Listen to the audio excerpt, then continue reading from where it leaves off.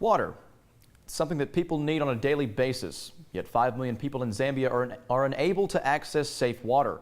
As a result, over 4,000 children in Zambia die each year due to issues related to unsafe water and poor sanitation. Members of the Mississippi State University's chapter of Engineers Without Borders USA has gone to Simwatachala, Zambia 4 times to help with these issues. MSU students worked with the contractors and non-governmental organizations to build 9 water wells. Now around 10,000 people in rural Zambia have clean drinking water because of this project. Here's a familiar face that we haven't seen in a while. If you're one of the 2% not watching NFL football, Dak Prescott's success with the Cowboys has many Bulldog fans sporting a new jersey.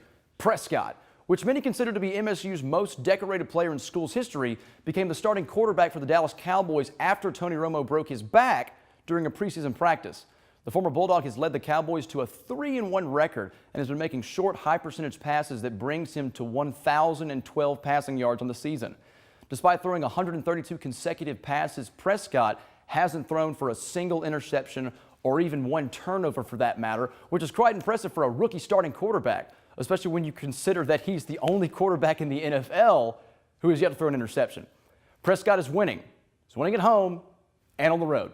Prescott's success has many Bulldog fans proclaiming that he should stay at the starting quarterback position even after Romo has recovered. And they're not alone. On Tuesday morning, Jay Novacek, a former Cowboys tight end, joined that conversation and recommended that Dak should stick with Prescott after Romo's return. Now, to continue with the losses, the Bulldogs are not only having a losing season in football, but they're also losing their athletic director, Scott Strickland.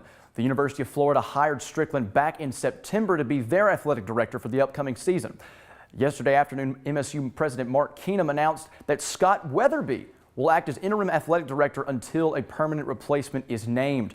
Weatherby was the senior associate athletic director and handled the external affairs for the MSU athletic department, and he has over 15 years of experience. On Friday, residents of the Pleasant Acres neighborhood were notified that a water main leak occurred and they would need to boil water.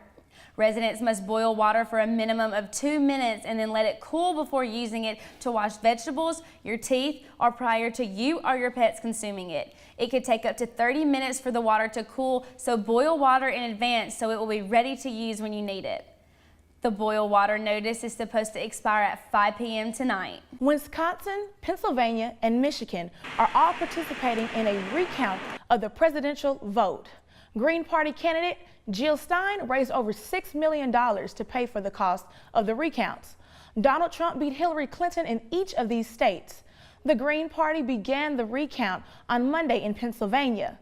Stein admits that the recounts might not change the outcome in the 3 states or the election, but that, quote, these recounts are part of an election integrity movement to attempt to shine a light on just how untrustworthy the U.S. election system is, end quote.